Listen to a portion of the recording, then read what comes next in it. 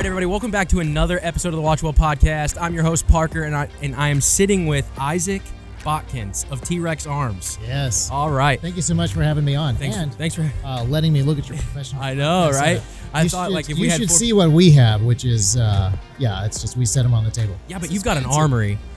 We do set them on a table in an armory. You have an armory. So I think you beat me. I think you got me beat. It helps. Yeah, but this is great. It's fantastic. You would be proud of me, though, because in my previous studio, we're redoing it because we want to do more of the movie stuff. But in my previous studio, so I've been a big fan of your guys' channel, but I've also been a big fan of Warrior Poet Society for a really long time. Yeah, John's doing a great job. John is awesome. And I've got the Warrior Poet pistol, the CR920, on my wall in the old studio, right below AR-15. So it's good representing the TREX Arms guys and Warrior Poets well, right? Yeah, absolutely. Go ahead, tell everybody about TREX Arms. If you wouldn't mind recapping a little bit about what you spoke on, that'd be great. So TREX Arms is we have a bunch of mottos. One motto is equipping serious citizens. We are a manufacturing company. We make holsters and we design other types of load-bearing equipment and tactical equipment. Then we also retail stuff, so weapon lights, everything up to body armor, night vision, medical. And then we also produce a lot of educational content. So some of it is related to our products and why they are the way they are. But a lot of it is just general stuff, general shooting training or general political activism or ideological stuff, which I'm hoping we'll get to because that's where movies either shine or increase the darkness. So TREX loves to speak to cultural stuff because they're so tightly enmeshed with everything that we do as a company that is basic widget making. So holsters are not fancy. They're not complicated. It's just bent plastic that lets you carry a gun. But the idea of why you carry the gun, what you do with it, is vital to talk about and culturally driven. Films and video games and other cultural artifacts have been massive for changing the way that people think about carrying firearms and using firearms, etc. So and you guys, your YouTube channel is like top notch, man. I love it. Some of my favorite videos, if you guys, those of you out there watching, some of my favorite videos on your channel is when your brother does the it's kind of like the 3-gun stuff, but they do the Call of Duty version of it where they have the graphics. It's so fun to watch. Yeah, it's so engaging. Real life Call of Duty. Yeah, it's awesome.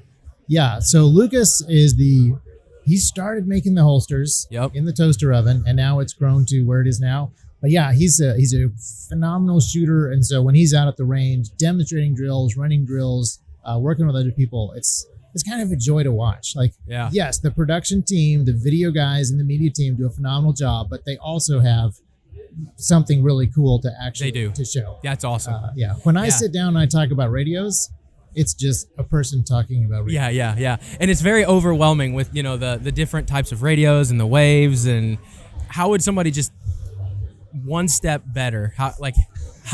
What would be your recommendation just to get in and start? Hey guys, real quick, I wanted to update you on something. So we've got our new merch site up and running. Finally, it's been a labor of love. We've got designs back there for hats, hoodies, t-shirts, all kinds of stuff. We've got a blanket back there so that you can grab the person you most enjoy watching films with. You can cuddle up under the WatchWell blanket. You can watch well together with some popcorn. Head on over to vindicatedproductions.com. Check out the new WatchWell site. Buy some merch. Support the podcast so that we can keep bringing you guys really, really good content to ultimately combat the passive consumption of entertainment and bring a more complete worldview to everybody that enjoys movies. Thanks, guys. Really appreciate it. So radios are another one of those. It seems like it's a purely technological conversation, but there's a cultural element to it. Do you want to be utterly reliant on AT&T for your communication? Absolutely not. You want to have some kind of decentralized communication for emergencies, or just to keep your skills up in the case of emergencies. So I would say you start at the very beginning. The Walmart blister pack radios are terrible, but you start to learn a little bit about what good communication etiquette might be. Okay. And then the next step after that is a radio that you can program with your computer, something that's going to be FRS or GMRS radios that connect to a computer. You can learn a little bit about the frequencies that way. At some point, you either need a GMRS license or a ham license, and then real overwhelming knowledge dumps begin once you dive into that area. So wherever you're at, there's an infinite another ocean of experimental radio stuff that you could get lost in. But the very next step is usually a pretty simple thing where I need to figure out how to talk farther, or I need to figure out how to talk while running push to talk on my chest rig or on my rifle, or I'm integrating it with a vehicle because I'm doing overlanding. Right. There's always those kind of components that you can add to your existing radio setup. Yeah, so the whole idea is for it to work as a system so that you can integrate everything, right? And sometimes it's really boring stuff, like the radio is cool and rigging it up to your chest rig is awesome, but how's your power management? Do you have solar panels to charge batteries, and are they any good? Do you know that your batteries work in the winter? Stuff like that. It's like all those guys that put on the chest rig or whatever, and then they set out for this great adventure and never think about water. Water matters. Water kind of matters. Yeah. Cool. Other values that I've actually found that you guys offer really well are the targets on your website that you offer. I would probably say exclusively use the targets that you can just print off on the website that you guys offer. They're awesome for sighting in rifles, sighting in red dots. Customer service is so this is complicated stuff, and we want to make it as easy as possible to do the technical side. If you're interested in the responsibility side of owning and being proficient with firearms, that's phenomenal, and we want to help you with everything else that we can. So targets that make it easy to zero whatever sights you bought, different drills to work on specific skill sets. We just released a training app on it's a Google and iOS. So whatever phone you have, you can go to the range and do hit factor calculation on the drills. We have suggested drills and stuff like that. So we're trying to make it as easy as possible to do the boring stuff so that you can, be helped through all of that stuff, because the cultural and ideological and personal responsibility side is on you. If you want to do that, we want to help you with everything else. Right. Yeah, you want to make the barrier to entry as easy as possible. Yes. Yeah. That's awesome. Okay, so shifting gears a little bit here, I have some questions for you. And don't worry, they're rapid fire. Excellent. But they're easy. Okay. Are you an action movie guy or a drama movie guy? Action. Unless you're with your wife, right? Maybe? This is weird. So I used to be a filmmaker. Oh, really? So I had no idea. I have bizarre, deep, weird.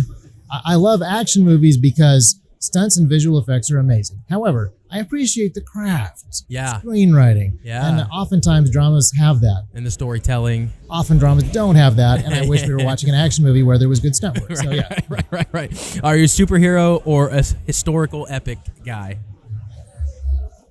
Well, okay, so superhero movies before Marvel, 1990, before 2000. Okay. Historical movies, generally. Yeah. Okay, fair enough. Do you want to go to the theater or do you want to stream it at home? Okay, so my wife and I have 5 kids. We don't go to theaters. You're going anymore. to stream it at home. That's right. Popcorn or candy? Popcorn. Old Testament stories or New Testament parables? Both. You gotta say both. Yeah, everybody says both. Soundtrack or visuals? To make movies out of? Yeah, that's a good one. That's a good one. Old Testament's more cinematic. Yeah, for sure. I think. Yeah, for sure.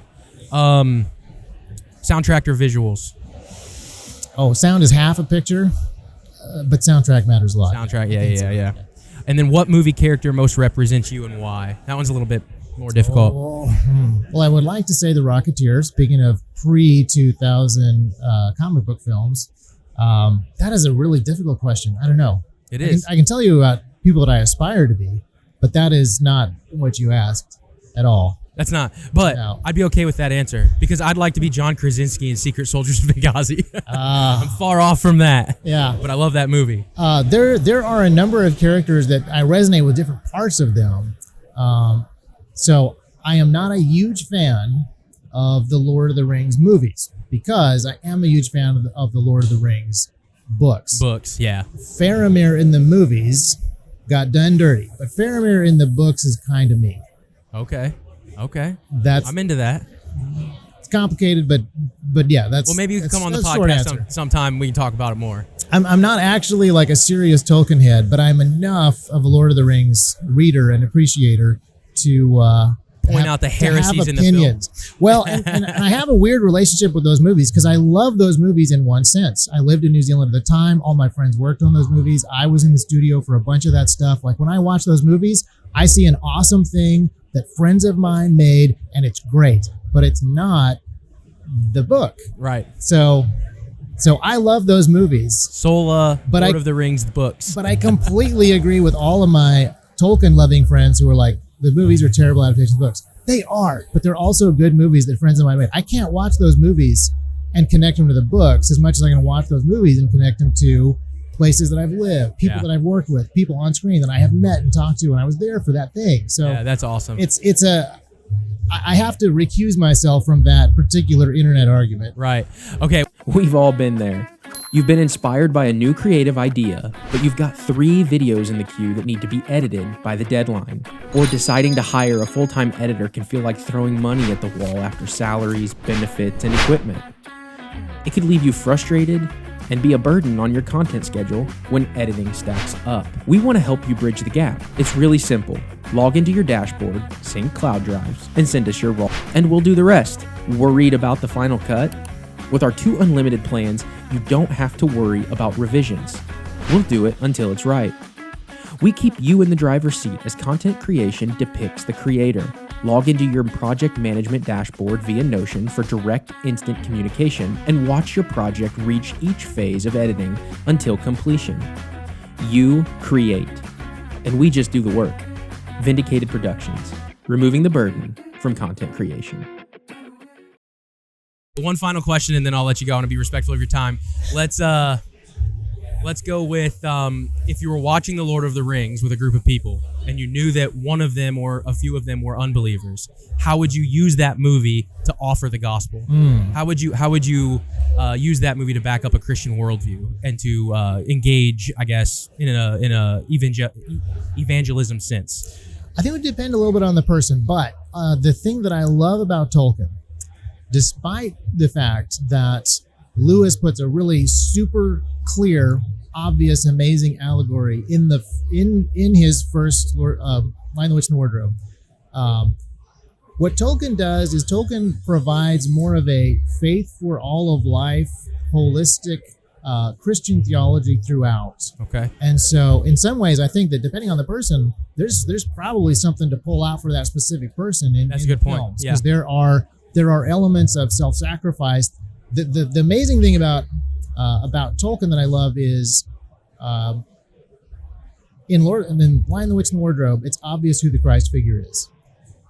In Tolkien is more complicated. Every one of the good guys is Christ-like, the way that Christians should be Christ-like. Yeah. Now they fail because they're also humans. They're not a direct picture of Christ, but they are people who are following Christ the way that we should. So every one of them has an element of self-sacrifice or nobility or servant leadership. Yeah, burden to bear. Servant. So these are all things that I would pull out, maybe specific to the person watching, but there are fascinating lessons there, and it gets deep because there are people in the situation living in peace. There are people living in sort of turmoil. There are people in deep peril. There are all kinds of situations portrayed. And since we're at the Fight, Laugh, Feast conference, you see fighting, laughing, and feasting throughout. Yeah. People who are on crazy missions still enjoy the company of one another, the fellowship with one another. Like all aspects of life are largely presented.